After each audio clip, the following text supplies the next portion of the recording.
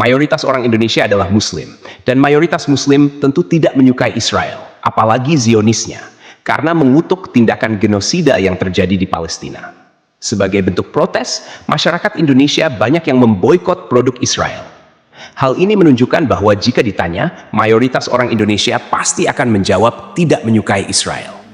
Lalu, bagaimana jika pertanyaan itu diajukan kepada Israel? Apa tanggapan Israel jika ditanya tentang bangsa Indonesia? Apakah mereka menyukai kita atau sebaliknya? Seberapa besar rasa benci orang Israel terhadap Indonesia? Berikut adalah 7 jawaban jujur rakyat Israel tentang Indonesia yang diwakili oleh sejumlah tokoh dan media Israel. 1. Yair Lapid, Perdana Menteri Israel. Yair Perdana Menteri Israel ke-14 yang menjabat pada Juli hingga Desember 2022 dalam pidatonya di sidang internasional PBB pada September 2022 menyebut Indonesia. Ia dengan tegas menyatakan bahwa Israel ingin menjalin hubungan persahabatan dengan Indonesia dan mengajak Indonesia untuk mengakui kemerdekaan Israel seperti negara-negara Uni Eropa. Dari sini, kita dapat melihat bahwa Perdana Menteri Yair Lapid memiliki pandangan positif terhadap Indonesia. 2. Sagi Karni, Duta Besar Israel untuk Singapura. Sagi Karni, yang menjabat sebagai Duta Besar Israel untuk Singapura dari 2019 hingga 2023, memberikan kritik terhadap Indonesia pada Mei 2021 ketika Indonesia, Malaysia, dan Brunei meminta PBB untuk menghentikan serangan Israel ke Gaza. Sagi Karni mengatakan Indonesia tidak jujur dan menyampaikan informasi yang salah. Hal ini menunjukkan pandangan negatifnya terhadap Indonesia. 3. Media The Jerusalem Post. The Jerusalem Post, yang sebelumnya bernama Palestine Post, adalah media yang berbasis di Israel dan Palestina. Media ini pernah menyebut Indonesia sebagai negara yang terbelakang, terutama setelah Indonesia membatalkan rencana menjadi tuan rumah FIFA U20 2023 terkait dengan kehadiran tim Israel.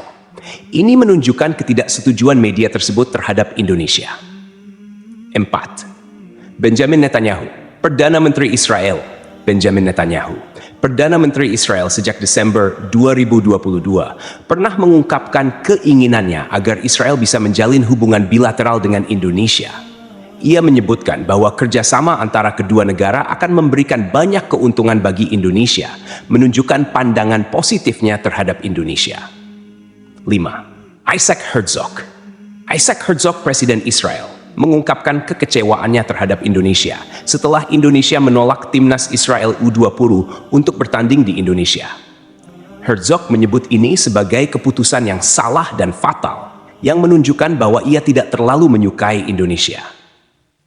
6. Dalam sebuah video yang dibagikan oleh TikToker, seorang tentara Israel terlihat memberikan penghormatan terhadap Indonesia, meskipun mengetahui hubungan kedua negara tidak baik.